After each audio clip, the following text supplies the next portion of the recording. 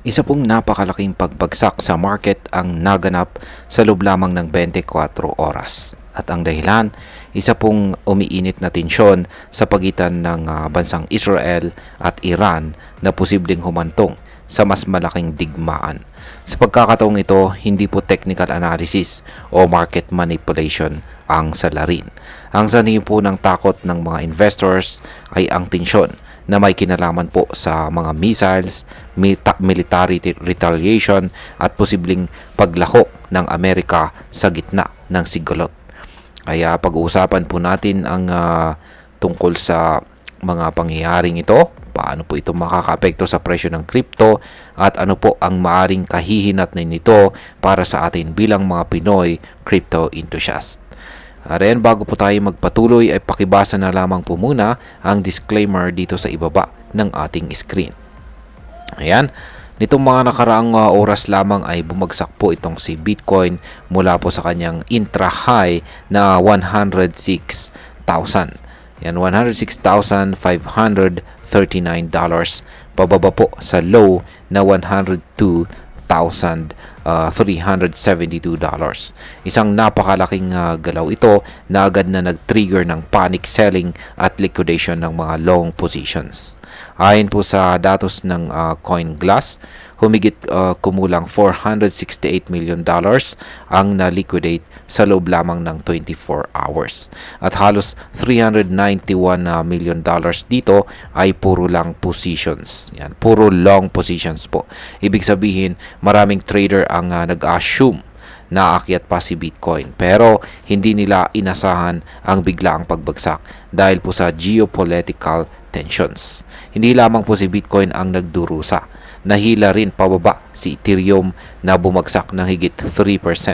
Si XRP, si Solana at si Cardano ay bumaba rin ng mahigit 2%.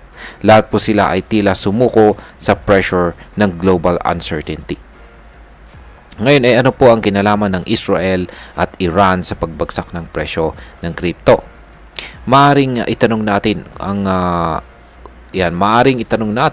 kung anong kinalaman po ng giyera sa gitnang silangan or Middle East sa market ng crypto na pawang digital assets lang naman. Kaya yan, ang sagot po sa katanungan na yan ay walang iba kundi ang tinatawag pong sentiment.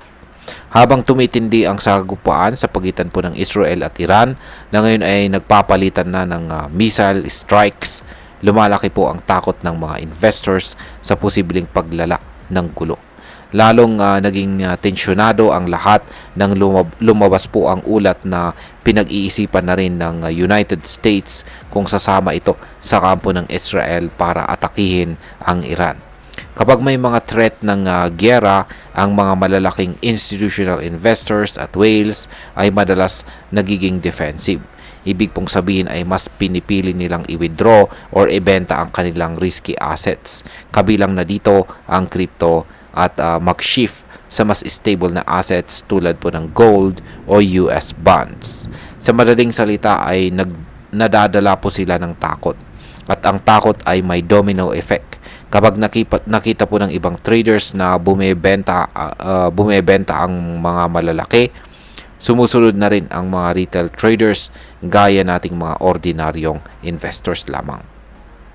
Ngayon ay bakit po naging malala ang epekto nito sa mga long positions? Yan. Ang tinamaan po ng gusto ay ang mga naka-long positions. Ito po yung mga traders na nagtataya na aakyat pa ang presyo ng crypto. Sa mga ganitong sitwasyon, may tinatawag tayong liquidation. Kapag ang presyo ng asset ay bumagsak po sa certain point at ang trader ay may leverage or hiniram na pondo, automatic po na binabawi or binebenta ng system ang kanilang posisyon para iwasan ang mas malaking pagkalugi.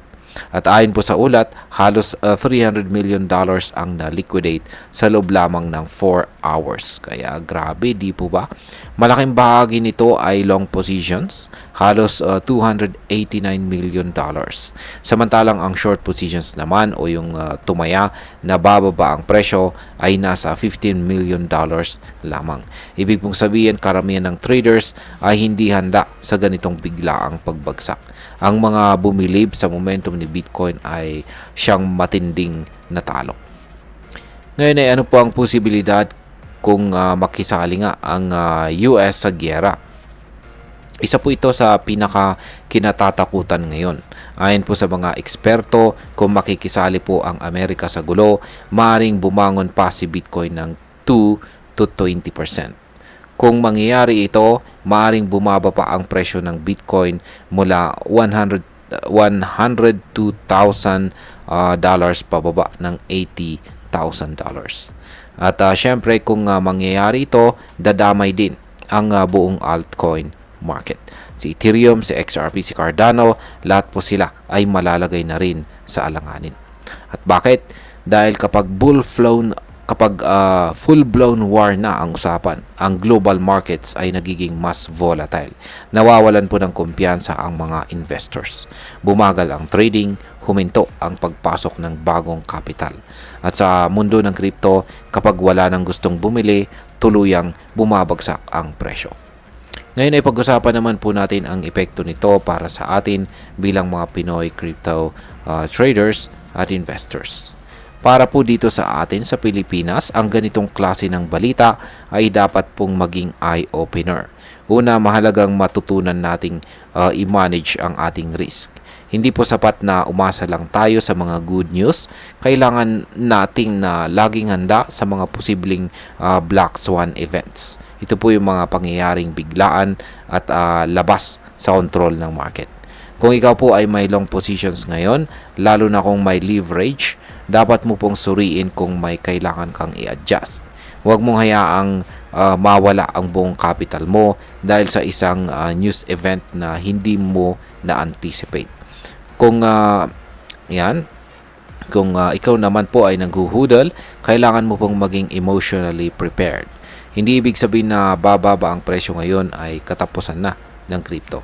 Pero dapat po nating tanggapin na ang crypto market ay hindi laging pataas.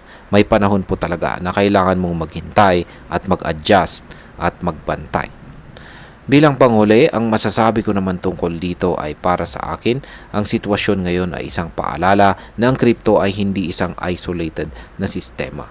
Hindi ito immune sa geopolitical events, wars at global panic. Sa panahon po ng uncertainty, mas lalong mahalaga ang disiplina, tamang risk management at saka information awareness. At kung ikaw ay bago pa lamang sa crypto, ito ang panahon para matuto. Kung ikaw ay matagal na, ito ang panahon para i-assess kung epektibo ba ang iyong strategy. Ang market po ay babagsak at babangon. Pero ang tanong, handa ka na ba sa parehong senaryo? Kaya yan, hanggang dito na lamang po tayo sa video na ito mga ka-crypto. Marami pong salamat sa panonood. Ingat po tayo lagi at God bless po sa ating lahat.